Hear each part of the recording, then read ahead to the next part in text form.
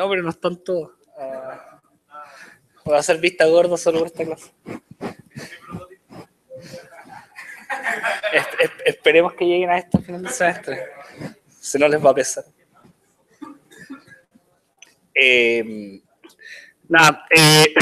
Primero nuevamente agradecer la presencia de todos ustedes. Obviamente el clima no nos juega a favor, hace más frío que la cresta.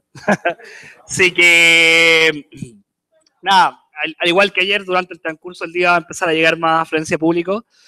Lamentablemente el tema de Alan Wilson se complicó los últimos días. Alan se bajó del avión y nos dejó con los pasajes pagados y el hotel pagado y no vino. Así que fue un pequeño problema que estamos solucionando en el tema de finanzas por ahí, a ver con Chile si podemos recuperar la plata del pasaje por lo menos.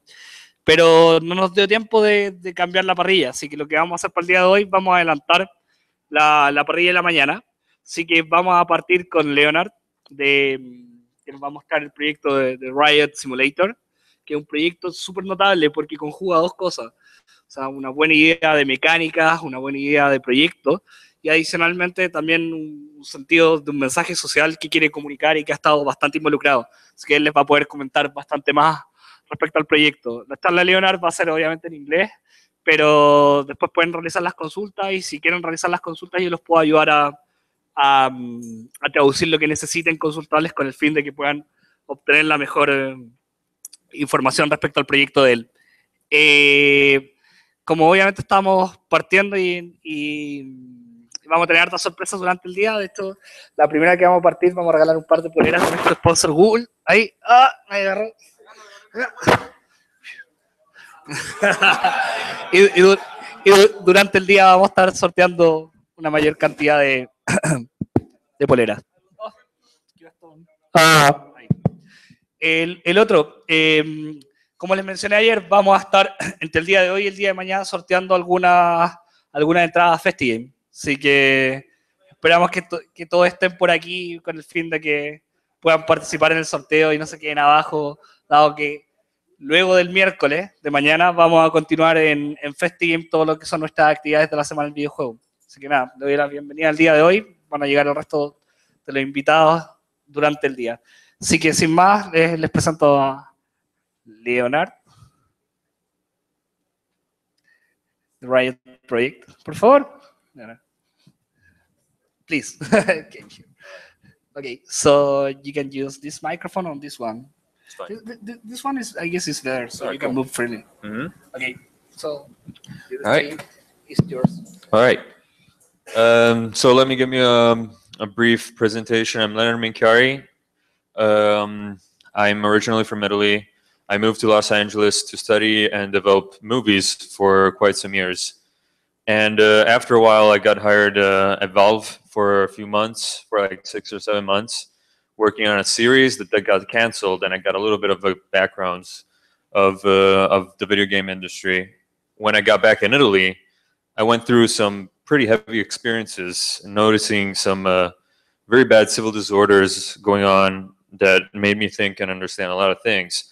And I decided to try and dive myself into this video game making process. I had no idea how to make a video game, so this is the first one that I'm doing. And I've been working on it. So I tried to understand how to develop it by myself, first learning through the web, discovering how to use which software was the best one to use. I started initially with Game Maker, actually, which was a very easy 2D software to use. I learned a lot through that. I was actually starting to develop it. Eventually, I was realizing that I needed some money because I couldn't go on by myself. So I tried a crowdfunding campaign. I tried Indiegogo, which actually worked out pretty well. Gave me enough funding for last a while. In this time, I actually tried to get other people on board. So I got, I went through several teams that didn't really work out.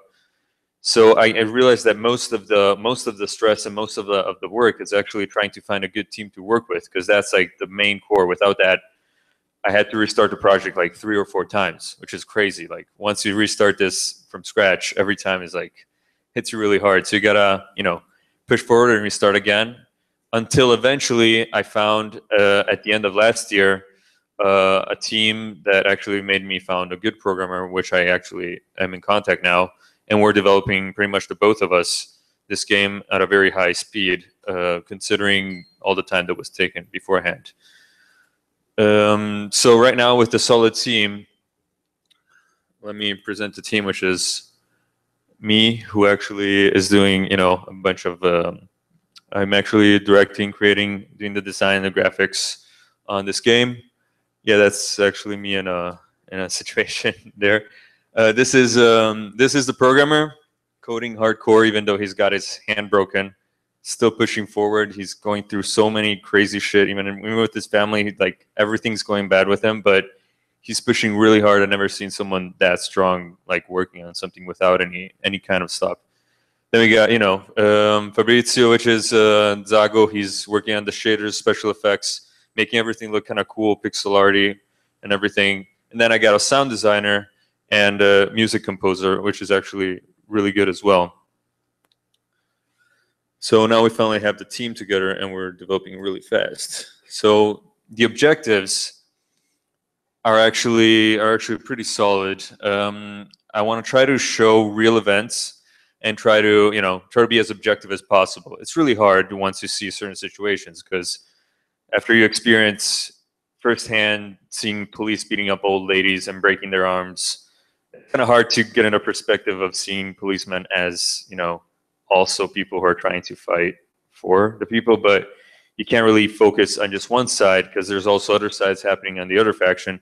So every time I had to focus on both factions, and it became such a mind fuck, sorry, but it's just constant realizing that one side is right, the other side is wrong, then vice versa, that side is right, that side is wrong, and kept on going like this constantly.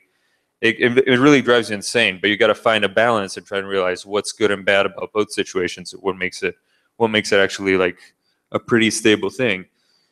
The other thing is that I try to replicate, location, events, and characters as realistically as possible. So trying to find the real situations, knowing people without using, of course, their real names, but some famous iconic characters, trying to put them in the game. Locations are all real, based on real pictures and all that. So I actually like studying in depth that too. And all the events are actually really happened. All the events happened in the game. The last thing that I wanted to do is, because through the Indiegogo campaign, I realized that this game became more popular than I actually imagined. I decided to use this to actually favor people that are actually fighting constantly, to show what they're fighting for. So basically, I decided to make it in a way that people can actually edit and create their own events. Not too hard, so they can actually try to make it in an easy way just by dragging stuff in, connecting with people, and of course, through like a whole rating system that I'll talk about afterwards. So how do I do this? Basically, I had to figure out shit by my own, and also I had to figure out stuff from external contacts from all around the world. So basically, I didn't have enough money to travel too much, but I actually was able to go to Egypt, which was, from my situation in Italy, kind of like probably culturally the most different place I was replicating. So I needed to see firsthand the atmosphere, know the people, what was going on, listen to their stories, see actual riots in person. I was in there and saw some pretty tough situation, and it was just shortly after the first Tahrir revolution.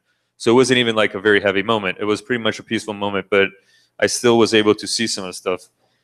And also, I couldn't do all of it by myself, because of all the events that I was replicating. I always thought that I would have my personal idea of some of the events. I would not be able to focus too much on the realism. So I actually went in contact with other people. For the Egyptian campaign, for example, a kid contacted me. He was like, "I need to help you on with this." So he actually wrote down a draft of a script. We wrote the script together, and this went on for every campaign. I actually got in contact with people from the location that lived the campaigns that I was writing, and saw that campaigns personally, and went with that. Also, I try to get informations not only from demonstrators but also from the police side. So I had to try to focus on both aspects, because it's really easy to find information with demonstrators. You just go to a location where it happens. Everyone is just struggling to tell you all of what's going on, give their ideas, throw them out there. When you want to talk to the police, it's really hard, because everything is very classified. They can't really speak to the people. They always have to keep very, very neutral. They can't really explain a lot of things. But I still managed to get in contact through chat, through some people, talking in person, some friends of friends, and actually figure out a lot, not only about the atmosphere and the feeling and how everything actually happens in real life, but also really specific crowd control techniques that I had no idea. And I think most people that protest don't have any idea, because if they knew, a lot of things would be probably easier to solve. So to make this realistic, even though I heard a lot of stories, I decided to be very specific on what I wanted to replicate. I decided not to just use people's stories because they were interesting, but I decided to use only the things that I either saw in person or I saw because someone actually was there and I knew he was there and actually experienced this personally. But mostly everything that is replicated in the game you can find through videos and pictures. So there's like proofs everywhere that everything that I'm representing is actually happened. And if someone wants to inform themselves, they can, and they can understand more than what I'm actually showing. I'm just showing the basic stuff so that people can decide how to investigate and see for themselves if what I'm showing is true or not. So let's go with the style. Through the style, I actually decided to use pixel art for several reasons. It wasn't because of the popularity, because I started this game before pixel art became popular. The main reason was because at first I tried it and I said, wow, this looks actually pretty interesting. So after playing Sword and Sorcery or other games like that, I was actually intrigued by the fact that this style could be used in a lot of things. And I realized slowly that through the style, you can actually replicate a lot of the imagination, because you don't have all the pieces together. You gotta imagine. For example, the faces, you can't really see them. You can picture that they have faces. You're gonna imagine your own face and everything, people that maybe people that you're just gonna use a lot of that. Even objects on the floor, even though it's a pixel, maybe it could be a rock, it could be a screw, it could be a lot of things. So that it was one of the things. Other than the fact that it's actually not easy but fast. Once you get the hand of it, it's actually fast to produce. But mostly it was because of the imagination side. Also, I decided to use a lot of detailed animation and procedurally generated characters. Basically, there's a lot of animations. There's hundreds and hundreds of animations. Every time I saw, like through videos or events, some action, I actually saw, oh, wow, this is interesting. I've never seen this before. Let me animate that. And I added that animation too. There's hundreds of them. And I couldn't really do hundreds of animations for each single character. I had to make a dummy that emulated a lot of, that was the basic skeleton of the character, so that I could actually modify it and make it procedural, so that I could actually get all the pieces. I'll explain afterwards how I'm going to do that. So all of this is because I need variety, because in Riot's things are so various, it's all out of control. Everyone can do whatever they want, so it's very unpredictable. Through this unpredictability, there is a certain predictability.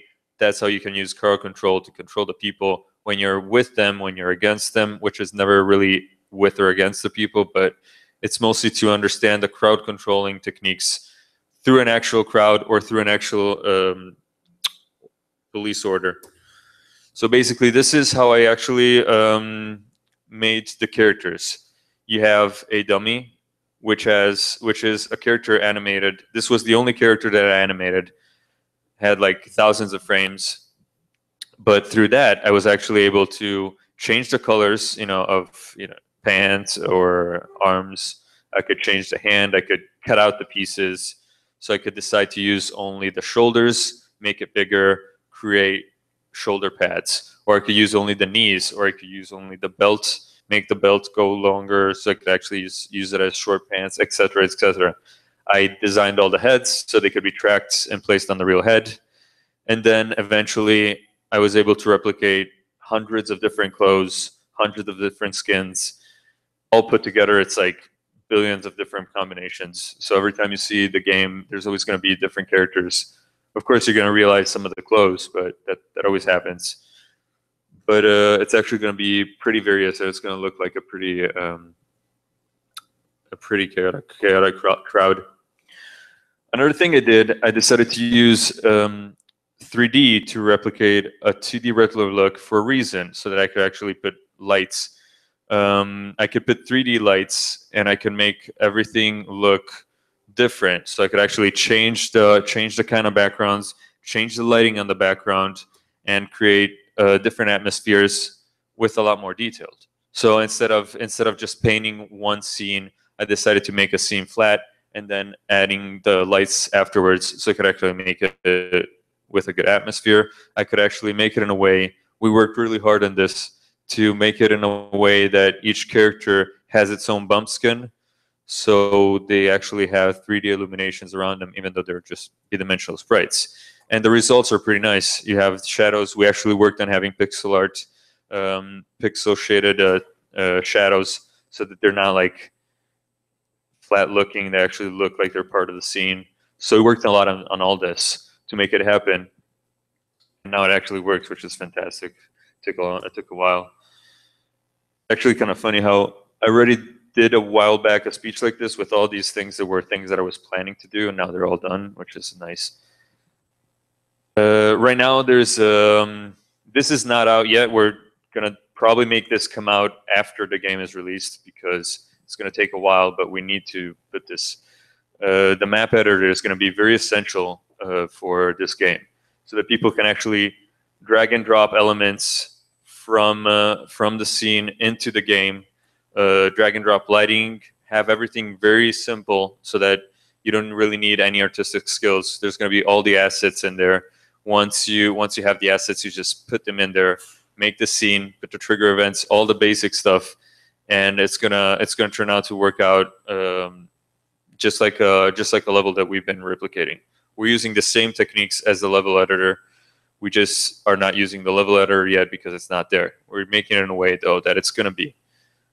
So each level is going to be pretty much doable the way we did it. So what pushes us forward? It's a funny question, but we'll try to answer this. Basically, when I went in Italy, as I said, I saw the Notav movement, which was a really intense movement that I never heard of before going there. And it's because it became popular just like 3-4 years ago. It became really popular. Before that, no one heard of it, but these guys have been fighting until like the beginning of the 90s. And you know, news didn't say anything. No one said anything, because if you follow in depth, you figure out that these people are actually fighting to protect their land, because the government decided to just destroy the whole land to build a huge, massive train station in an arc of 60 years, which is not even needed anymore if you see all the economical calculations. And it's costing billions. 90% of that money is disappearing. So people are fighting to keep their land, fighting against this project. When I was there, I saw a lot of very, very nice people, not warriors or people that just wanted to beat the shit out of things or other people. No, it was just very peaceful people, like everyone that you could know around you. And at a certain point, they were protecting their land, and I saw like thousands and thousands of policemen, like endless amount, that you could basically can't see the end. Just, I don't know if you, I can't really describe how many there were. Just amazing. And they arrived, and without any, you know, without any kind of reasoning, they just decided to wipe people out by beating them almost to death, shooting smoke grenades on them, and then getting into town, beating up people that had nothing to do with the riot, destroying everything. They were actually destroying windows and everything, like the police was doing that. And I was surprised that no one died. I was really surprised, because it was really intense. And the next day on television, they basically slightly said that, you know, maybe a dozen policemen were injured, and more than 4 people were injured during these clashes. And I was like, something's wrong with this, you know? That's when I actually, I already knew about the whole TV lying system, but that was the first time that it really hit me. It really made me understand how little of what we see on television is true, how much is completely made up or just completely manipulated. So what we can try to do, at least what I decided to do, is to use the games as a form of media, because if television is so restricted, newspapers completely create stuff up because they don't even need any material. They can just make stuff up. Video games is a very powerful form of art. Takes a lot of work. So I understand that whoever puts that amount of work into trying to make a game is actually really devoted to saying that concept. So I can actually believe on what a video game is saying more than most other forms of media. If you see most independent games, like, I don't know, even just simple ones like Papers, Please or Cart Life, they're actually games that may not be super fun or whatever, but when you play them, they really hit you and they really make you understand a situation, a kind of sensation that is basically what is that situation that you're replicating, a simulation of that event, not just realistically, but also on an emotive level. Also, we need to keep in mind that today we have a lot of possibilities, because 20 years ago, if you wanted to make a game, it would take forever. Now you guys all know how amazing things we have amazing things on our hands. We can actually decide with 2-3 people to make a very cool game. Most of the tools, when you decide to make them, by the time you've done making them, some other tool came out, so you don't even need to make tools. They just come out. So you just use stuff that's out. It's crazy. It's amazing. So this is actually a really good thing, because it helps you a lot to create stuff faster and faster. I had certain oppositions. I had national media corporations attack me for instigating violence, offensive, deviating political thoughts. This is all true stuff that actually happened to me. Like the Italians got really pissed off. Also legally, I actually got government letters, not only from Italy, but from China, Russia. They were like straight on the spot. They were like, kind of like, all right, be careful with this, right? And really funny, just recently, the police syndicate of Italy, they just sent a letter to Milan saying, oh, this guy is doing crazy stuff. You got to stop him, because it's not right to make a game on this. It's violent and it's completely immoral. Crazy stuff. And you know, all this is really good because it just made the game more popular. So it went completely against what they were trying to do. But it's really funny on the way.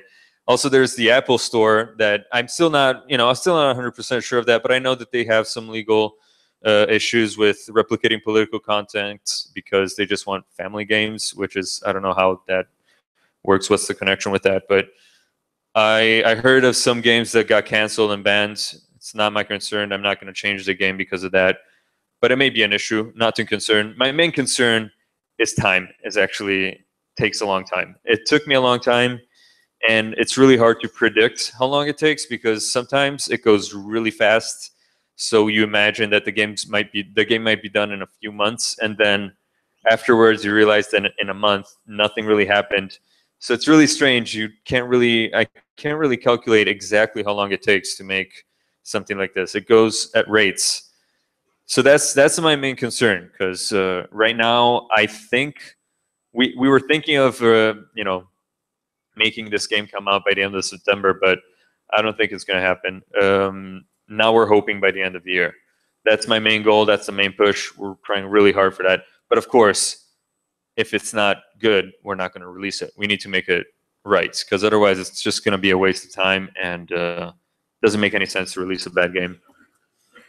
So conclusion, what can be done with this kind of media? We can create alternative ways to understand what happens around us in opposition and what national news and television usually tries to hide from us. Okay. Let people know that there are others like them. They're giving everything they have left to help others rather than just helping themselves, and hope that through interactive art, we can all have the power to open the eyes of many so they can achieve the freedom to succeed in what they truly believe in. All right. So let me show you the trailer so you guys can actually see what. I have 2 trailers, but I'll just show you the most recent one. Doesn't really have gameplay, but it gives you the atmosphere.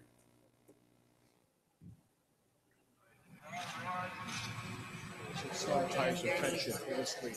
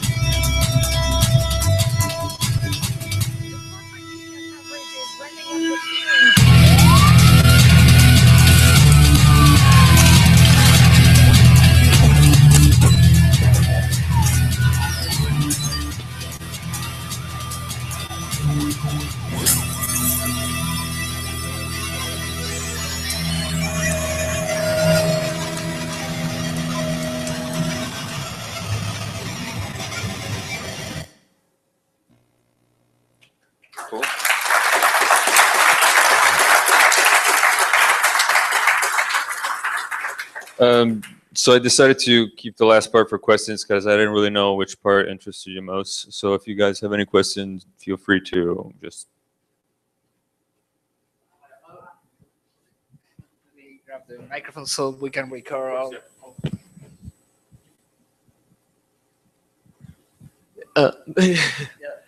Hi, I don't know if you know what happened in 2011 here in Chile, or you know the Riot for education and the university students and school students starting rioting against the police and all that kind of stuff. I was wondering if you have thought in putting into the game, or if there is a game, if you have thought into a way of making your own textures, of making for example replicating that event in your game, or Yeah, actually, I did, and because I was invited here, I decided to actually create a police from Chile. I could show you, but it would take a while. But actually, yeah, I am probably going to replicate an event. Just because I tried to focus only on the last years, I couldn't really focus on all the rides there's just way too many. So if someone wants to replicate a certain event, they can. But if someone wants to replicate certain costumes, they also can. I made it in a way that there are several different parts of costumes that are white, and you can add the color, and you can make your own police if you want to. And about the structures también. Also, can you make your own structures? And I mean, yeah, definitely. You can actually you can import also your own material if you want. So if you want to import backgrounds that you draw, of course it's going to go through some content revision because people could just upload porn. That just happens. but of course you can actually create your own levels either with the stuff that we have or the stuff that you upload. I mean, that's the plan. We don't have that yet, but that's what we're trying to do. And eventually, yes, you could replicate any level and make your police, add them where you want, add the contents, the artificial intelligence, which is really, really in detail. You can add how much violent the crowd is, how much panic each single person can feel, what's the percentage of people that are actually more towards fighting, what's the percentage of people that are more, towards defending, who wants to run off, viewers, active people, passive people, all that. Also, the police, more organized, more disorganized, you can decide all that. They're going to be in strict formations, or they're going to be a little bit more spread around. They're going to be more controllable sometimes less. Sometimes they can actually start attacking if you don't want to because they just see people running and they automatically just chase them. Like that stuff happens, So all of that you can control through the editor and in-game, most of the stuff. Okay, thank you.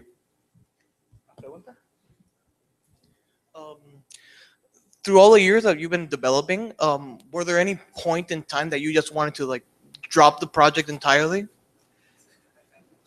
Yes, but never really entirely. I always kind of wanted to wait and see. Okay, let's just pause it a little bit and see where this is going, because a lot of times it was just stuck on the same thing for months. And it was just not moving forward, especially with the older teams. Not now. Now it's constantly moving forward. But sometimes with the older teams, I waited months where nothing happened. And I couldn't really do much about it, which was very stressing. And that really boosted my moral down. It was really hard. Eventually, I figured out that shit like this happens all the time. So when that happens, what I realized is that as much as it sounds weird, as long as you have control of the power and you like working on the project, then the project is going to move forward. When you stop liking it or you just slow down, everyone's going to slow down. It's really strange how everything is actually connected to you who are creating it, which is interesting. But, because of the thing of moving forward, sometimes I actually thank Jonathan Blow for this, because he made a few speeches about that. It was amazing, really inspired me. That actually, when you feel like that, when you feel that you don't want to work out anymore, don't. Just take a break. Do something else for a month. Just don't do that. Otherwise, you're not going to do it because you like it. You're going to do it because you have to, and it's going to turn out bad. And also, you're going to be burned out. That means that you are going to waste a lot more time afterwards, because you know that it's all because of you that this project is going forward. If you stop, it's not going forward. But if you can't do it because you don't like it, you're going to burn yourself out, and you're going to like not like the project for way many months afterwards. So you got to be really careful about that. And I figured out it's actually really true. When you're tired, just take a break.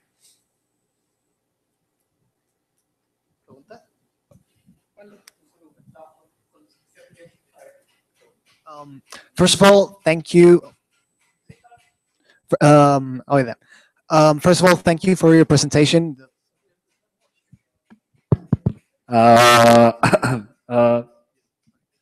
First of all, thank you for your presentation. Oh, is working? Yeah. It's really inspiring to see you giving your project so much thought and so much dedication. I'd like to ask you about the different scenarios you're going to be working in the game. You can play you're going to be able to play in different riots and different social movements around the world.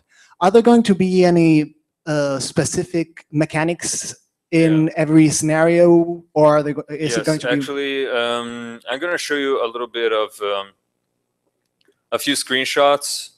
These are mock-ups, so they're not actually real screenshots, but they give the idea.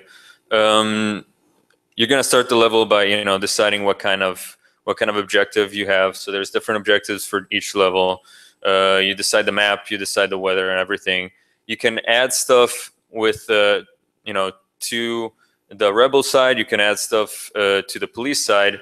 The number of people of demonstrators, it's going to be procedural based on the strength of the people and the number of police forces. So everything is going to be relative to that. But gameplay-wise, it's going to look a lot like this. I mean, I already have some of them, but it's not working really well, so I'm not going to show it. But basically, it's going to be, except for the GUI, which is going to be completely different. This is not good. But basically, you're going to have different situation where you can zoom in, zoom out, move the characters, have the police change formations. Of course, each level is going to have variants on that. Different kinds of things. You can add, you can call on reinforcements with the police if the situation gets out of control. So if more people arrive and they're getting all violent, you can actually call the police. After a while, they're going to come, but you still have to defend yourself for a while. At the same time, if you fight against the people, technically more characters are going to come in. So if you're being really aggressive towards the people is going to get more aggressive, and more people are going to come in. So it's all kind of like dangerous to be really aggressive to solve something. You can identify leaders, agitators, all that. That's all stuff. I guess, does that answer your question, sort of? Yeah, of course. Okay, cool. I actually have some gameplay. It's kind of old, but it's gotten a lot better since then. But this shows you a little bit of an idea of how it works out. And it's meant to be for touch initially. Then we modified it for PC. So we're going to have more RTS sort of feel for PC, more touch base for tablet or cell phones, etc. So you can can decide all that.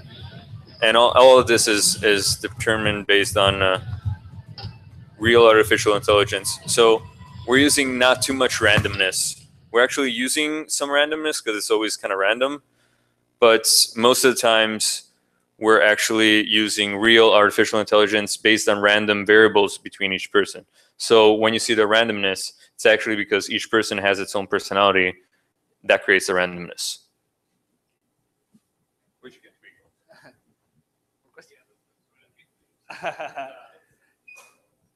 ¿Más preguntas a alguien?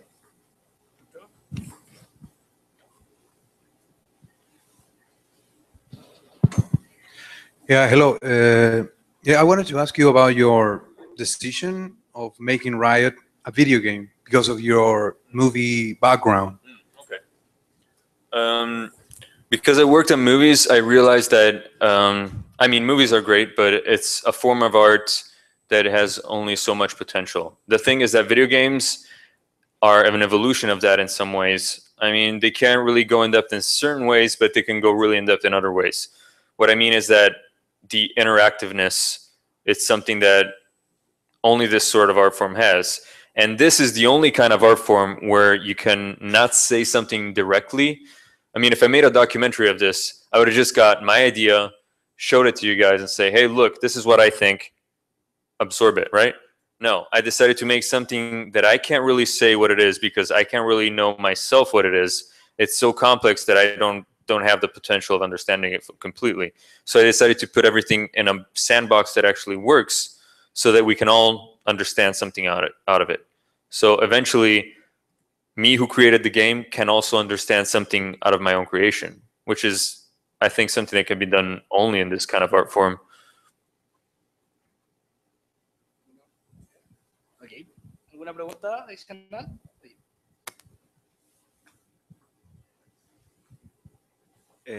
I wanted to know if there were any win and lose conditions, and if so, what message do they send? I'm sorry, what features? No, win or lose. Win. Oh, yes. It's actually a really good question because it's a really hard question to answer. In real riots, it's really hard if your demonstrators to win. So it's actually almost impossible, but it happens. So that's not the main objective of the game. It's not to win the other faction because most of the times it doesn't happen. Most of the times it's more subtle tasks. For example, better stay in this position for a certain amount of time because journalists are going to arrive. So if they see the situation before you're being evacuated, they're going to document the event, and the situation is going to become more popular because more journalists are going to see this. Or if you're the police, try to stay in this place before the reinforcements arrive because then you'll be able to finish your task. So basically, the tasks are pretty much simple. They're basically maintain position, evacuate the area, reach a certain area, or attack or arrest a certain objective. Those are the main goals, but in order to make them playable, we need to make it in a certain amount of time because otherwise, we could also make the no time mode, but it would take a very long time to achieve an objective sometimes. So we actually decided to put the time so that it's actually more dynamic. Otherwise, in real riots, you notice that 90% of the time people are just there waiting, and that's what happens. So we put a time to speed things up, and we're going to figure out what that time means for each level. But it's actually pretty hard to figure out. We're gonna have to go in depth into figuring out a real solution for that, which is not a surface thing. It's actually really a really good question. Thanks.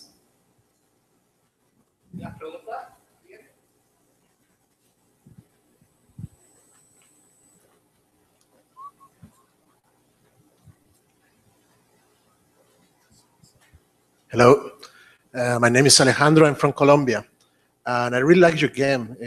Small feedback about a lot of people talk about Colombia, about, for example, Pablo Escobar, or talk about guerrilla or government corruption, whatever. But they don't know nothing about Colombia. You know what I mean? So I think you got an amazing opportunity with Riot X, for example, Riot Colombia, and will be great for history, for people really know about the context. You talk about movies. Hollywood talk about the drug dealers, for example, but there's nothing. They talk about Colombia, but it's nothing about Colombia. You know what I mean?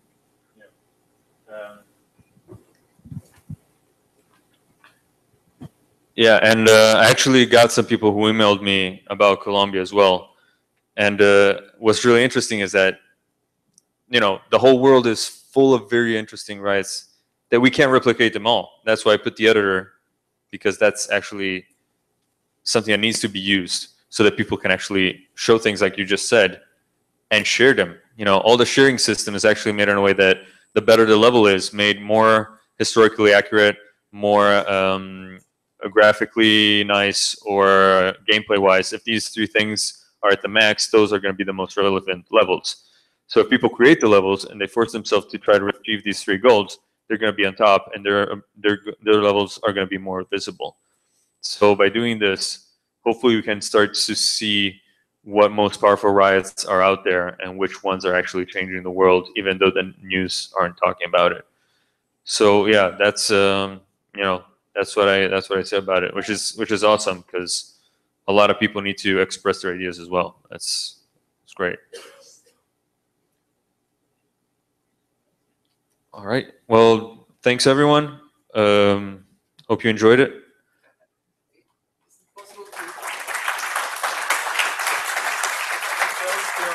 With one